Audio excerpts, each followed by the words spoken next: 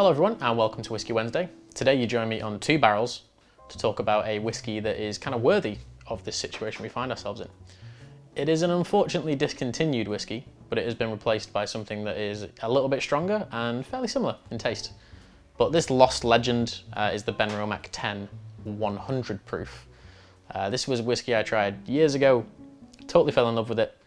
Found out it was being discontinued and tried to buy a bottle from some reputable retailers and unfortunately couldn't because it sold out. So this is my newest auction purchase. Now I think with fees and everything I paid about £62, so it's a little bit over what I should have paid. And it's a batch from 5 years ago. It's bottled in 2014, so it's one of the older batches in terms of current tense. But I knew Benromach 10 for being like this kind of slightly smoky, heavily sherried, banana split kind of chantilly cream kind of vibe to it. This one, I'd imagine, well, I tasted it previously and I know it's a little bit different, but let's kind of kick out all the fuss out of the way and kind of delve into the deep part. So in terms of when it was bottled, it is 2014, I believe it was August, and I bought this off Scotch Whisky Auctions last month. So let's go into the nose, let's go into the taste. I'm pretty sure that most of the stock is sherry, but there is some bourbon in there. And it's a pre-1960 style of Speyside, so a little bit smokier, a little bit fuller, does a little bit more.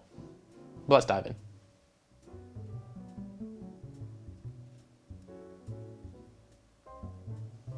Now, considering it's 57% or the old school 100 proof, there's not a lot to give it away on the nose. It's full of like honeycomb, beeswax, vanilla, fudge and toffee. It's this wonderfully sweet, kind of welcoming, indulgent style.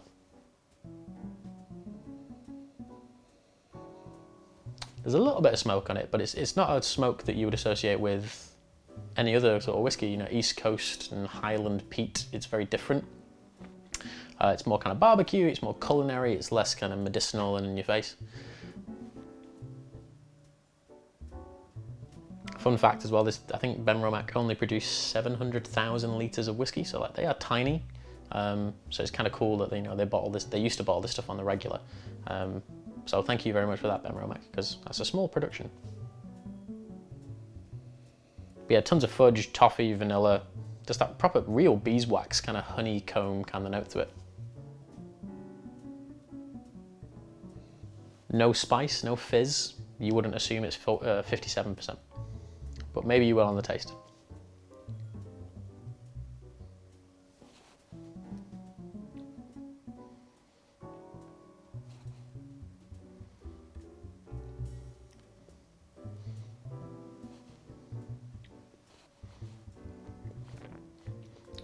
Yep, you get it on the taste. That is a full-on, no holds barred kind of whiskey. The ABV is obviously extremely dominant. It is 57, there's no water in this either. It's spicy and it's oak driven and it's oak spice. It's dry and it's fun and it's still layered with flavour and caramel and vanilla.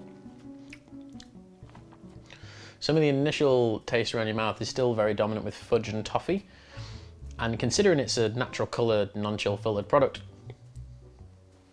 texturally it's quite light, which is a little bit unexpected. You expect it to be this kind of big oily texture of whiskey, but it's quite light, it's quite kind of, gets all over your mouth very quickly, leads with spice, and then those kind of fudgy toffee notes kind of slowly back it up.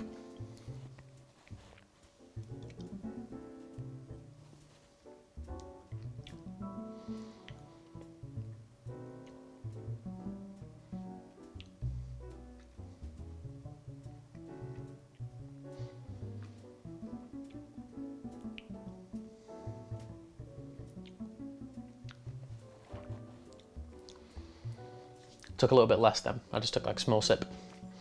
The ABV becomes a much more controllable because your saliva is a bit more dominant. There's kind of really like heavily charged sugars, molasses kind of flavors. Whatever batch I tried previously, which had that kind of banana split chantilly cream kind of note, there's not much of that in this. It's a different kind of sweetness. Like I say, it's more fudge and toffee than banana and cream. And then that finish is just something to kind of sit back and enjoy. It's quite a roller coaster of a product, you know. less, I mean, I don't mean this in a bad way, I mean it in quite a good way. It's not a very multi-layered complex whiskey, it's just kind of like a bang, here is everything kind of product. And I appreciate the honesty in that. I think it's, I mean, Benromach are a very honest company, they don't hide anything from you. But, you know, what this whiskey lacks in complexity in a good way, it makes up for in experience and power. And I think that is a wonderful thing to have. I'll try it one more time, just see if I can pick anything out of the finish, and then we'll score it.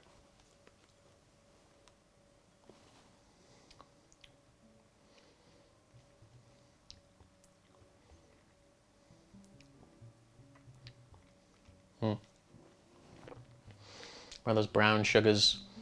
It's slightly yeasty, which I didn't expect to pick up from it. There's a nice kind of like sour, kind of off yeasty note to it. That's quite fun. Didn't expect to see that. But yeah, the finish is, you know, just burnt desserts, like, you know, the tops of creme brulees and burnt brown sugars and burnt molasses. Good heat to it, like a chili spice, and then that's kind of intertwined with oak influence and oak spice. Not peppery, more like, well, I suppose cayenne pepper is, you know, but like more cayenne pepper than like black or white pepper. More exotic, more fun. I'm sad to see it go, because I loved it, and every batch was different. I've only tried 2, but, you know, they're quite contrasting. The smoke is lingering in the back. Not that present, but just there to add a little bit of depth, a little bit more fun. Great whiskey. I've not tried the one that replaces it, but I know it's even stronger. It's like 57.3%. It's going to be a single barrel, single release, or something like a single batch, single release every year. But to cut to the chase, that's a solid 9. I think that's delicious. You can still pick some of it up. I think it goes for about 52 to 60 pounds, depending where you buy it from. But yeah, Benromach 10-100 proof, solid 9 out of 10. Wonderful whiskey. Going to enjoy the rest of that bottle over the next couple of years. It might change, might get different. But thank you all for watching. I'm Phil. We're on 2 barrels today. This is the Whisky Shop in Manchester. I'm leaving this bottle here, so if you want to come by and try it, come round, we can chat whiskey. But I will see you all next week otherwise. Thank you.